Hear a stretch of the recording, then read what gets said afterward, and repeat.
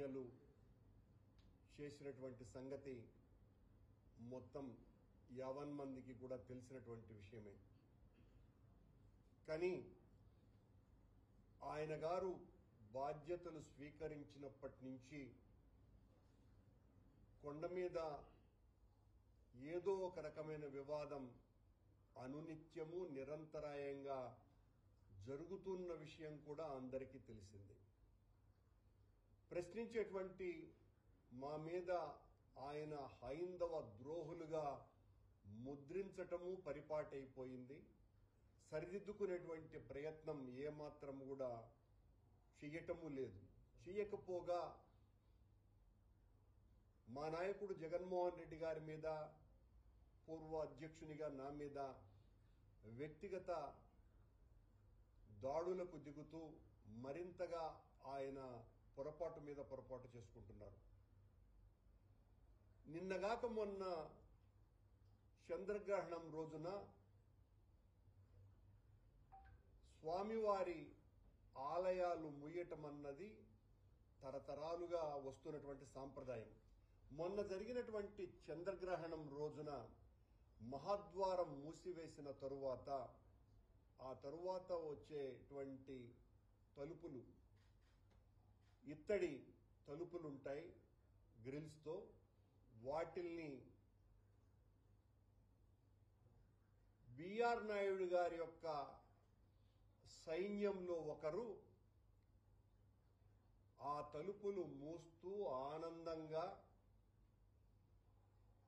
ఇది శ్రీవారి ఆలయమా, TV5 కార్యాలయమా అన్నంతగా అందరికీ అచ్చెరువు కలిగించే విధంగా వారు ప్రవర్తించటం జరిగింది. అక్కడ చూడండి, శ్రీవారి సైన్యంలో పనిచేసేటువంటి వాళ్లు కాకుండా బిఆర్ నాయుడు గారి సైన్యంలో ఒక్కరు ఆ తాళం వేస్తున్నారు. చాలా నవ్వుతూ ఏ సంకేతం ఇవ్వదలుచుకున్నారు బిఆర్ నాయుడు గారు?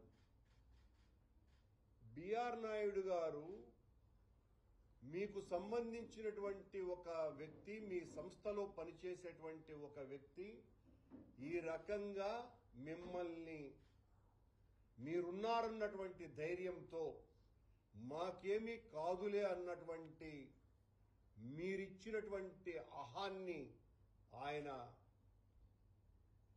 కొసరుగా స్వీకరించి ఆ తలుపులు వేస్తున్నారు.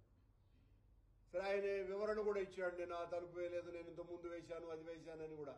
అంటే ఈ వార్త వైరల్ అవుతున్నటువంటి కారణంగా బిఆర్ నాయుడు గారి భయంతో వివరణ ఇచ్చినా ఇది చాలా తప్పిదము.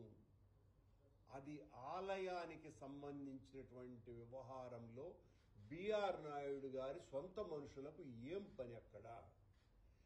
ఆ తలుపు గుండా బయటికి రావటానికి దర్శనం అయిన తర్వాత ఈ మధ్యన ఒక బోర్డు సభ్యుడు బయటికి వస్తాను అంటే అక్కడున్నటువంటి గార్డు ఎట్టి పరిస్థితుల్లోనూ నువ్వు వెళ్లకూడదు అని నిర్బంధించినాడు. చాలా పెద్ద గొడవైంది, మనకందరికీ కూడా తెలుసును. అంటే అది ఎంత ముఖ్యమైనటువంటి పాయింట్ అనటానికి దాన్నే బిఆర్ నాయుడు గారి మనిషి క్లోజ్ చేస్తూ నవ్వుతూ హ్యాపీగా వీడియో తీసుకుంటున్నాడు. బిఆర్ నాయుడు గారు నేను నీళ్లే దాగనాడా, దేవుడి నీళ్లే దాగను, చాలా చెప్తూ ఉంటారు ఆయన. నేను వాహనం వాడను, నీళ్లు తాగను అని. మీరు నీళ్లు తాగకపోవచ్చు, వాహనం వాడకపోవచ్చును, అసలు హైందవుల గుండెల మీద తన్నుతున్నారు అన్న సంగతి మర్చిపోద్దండి. లోపల మీ సైన్యంలో ఒక ముఖ్యుడు మీకు కావలసినటువంటి వాళ్ళకందరికీ దర్శనాలు చేయించటంలో క్యూ లైన్లో కులశేఖరపడి యువతల మీ ముఖ్యుడు ఒకడు, పేరు చెప్పటం బాగుండదు, 24 గంటలు మీతోనే ఉండేటువంటి వ్యక్తి, ఆరతి ఇవ్వండి, ఓం నమో వెంకటేశాయ అనండి, కళ్ళు మూసుకోకండి అని అక్కడ ఉన్నటువంటి డిప్యూటీ ఎగ్జిక్యూటివ్ ఆఫీసరు లేకపోతే అడిషనల్ ఈఓ అనేటువంటి మాటలు అంటూ వీళ్లకు దర్శనాలు చేయించే కార్యక్రమాలు కూడా చేస్తున్నాడు అని అక్కడ ఉన్నటువంటి అధికారుల నుంచి వచ్చినటువంటి ఫిర్యాదు. ఇది మీ నిర్వాకం. మీరు ధర్మాన్ని రక్షిస్తా, సాంప్రదాయాలను పూర్తిగా పరిరక్షిస్తా, జగన్మోహన్ రెడ్డి, కరుణాకర్ రెడ్డి, సుబ్బారెడ్డి ఇటోళ్ళంతా పరమ నీచులు అని మాట్లాడేటువంటి బిఆర్ నాయుడు గారు, అతను మీ మనిషి కాదని చెప్పగలరా? అతని పేరు శ్యామ్ నాయుడు గారు.